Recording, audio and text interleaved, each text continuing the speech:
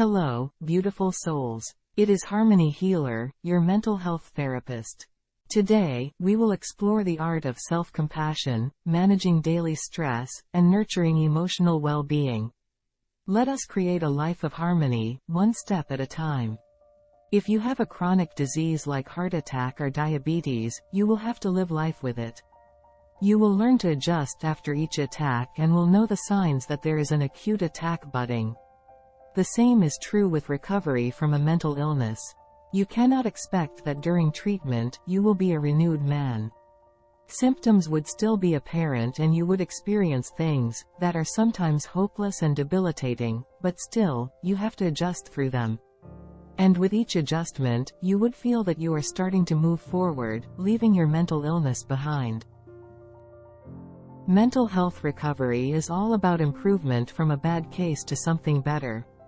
It is a continuous process and definitely not a linear one.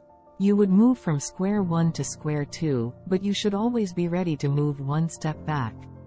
You would learn newer ways to control the symptoms of your mental illness and would have insights on how to cope with them. There would be a lot of disappointments and errors. The results from these errors are oftentimes rewarding. Mental health recovery is a lifelong process, much as mental illness takes years to develop, sometimes even decades. A person could struggle through years of being controlled solely by a mental disorder and will have to face a lifelong effort to get out of it. You may achieve a life beyond the chains of your previous mental illness symptoms, but you would still have to bout with intermittent attacks of symptoms. One crucial factor in all kinds of illnesses is early intervention. Someone who presents symptoms of schizophrenia during earlier stages has a better chance of easier recovery with early intervention than someone who has an aggravated case.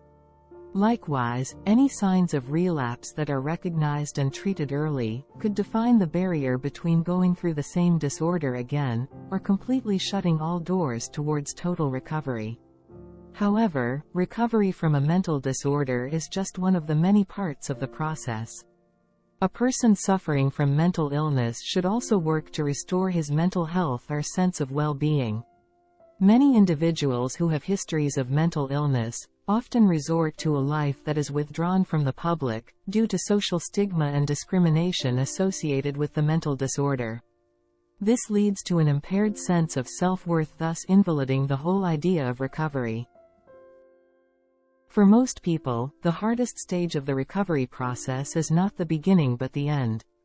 In this stage, a person has to reclaim everything that he has lost during the entire period he had the mental illness, plus every lost opportunity that he would have taken prior to the onset of symptoms.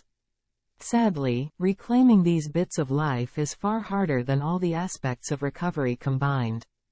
Going back to what could have been takes a very long time, as well as mending the damages caused by the mental illness, due to very limited opportunities open to people who have suffered from a mental disorder.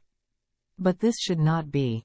You may not be able to go back to your previous job or do the things that you used to do, but you could redirect your life to something different but equally rewarding. This has happened before to other people, and it will happen to you.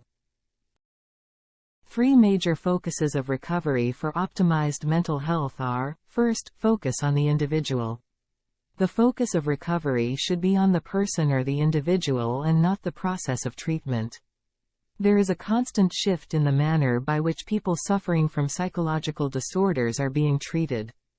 During the past centuries, due partly to the drive to establish more reliable and effective treatment methods, most mental health professionals fail to focus on the process occurring in a patient, the changes he is undergoing throughout the treatment, and the improvements that are associated with the treatment.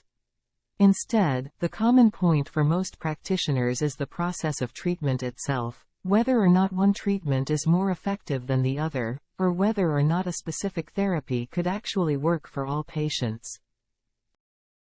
It is a good thing that mental illnesses are viewed now from the sufferer's perspective rather than the technicalities of the treatment or therapy.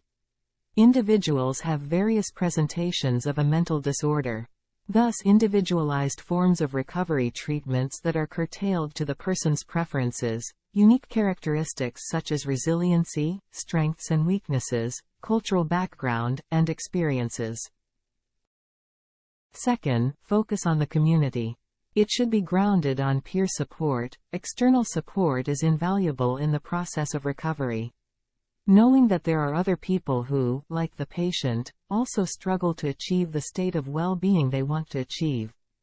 It helps them to know that there are people who care for them, who want to see them gain back their life, and who shares the same sufferings as they do.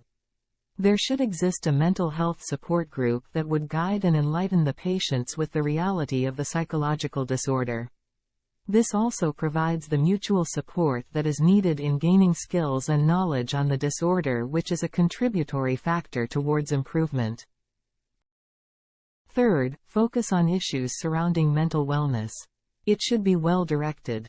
A direction set by both the mental health providers and the patient should be prepared during the initial stage of recovery. The patient determines the pace of healing while the mental health professional facilitates the direction. It should be non-linear. This perspective adheres to the belief that a recovery process is both an end and a process. It is not the usual step-by-step process that has varying levels. In mental health recovery, it is possible that a person who has already overcome the symptoms of a mental disorder could still be troubled by the relapse of the same symptoms. It is, in fact, a trial-and-error process with the promise of development and usual setbacks. It should be holistic. The concept of holism should be fully integrated into the process of recovery. Recovery from a mental disorder does not only cover specific and separate issues like biological or psychosocial aspects of the disorder. Instead, it affects a person in an extensive manner. Thus, recovery should also focus on the micro as well as macro issues surrounding the disorder. Lastly, the process of recovery should be empowered by hope, matched by the motivation and willingness to break free from the mental illness. This could only be achieved when all individual factors, the perspective of the individual and the direction he is taking, the support of external groups such as the family and peers, and the right frame of mind. Until our next session, remember that progress is a journey, not a destination.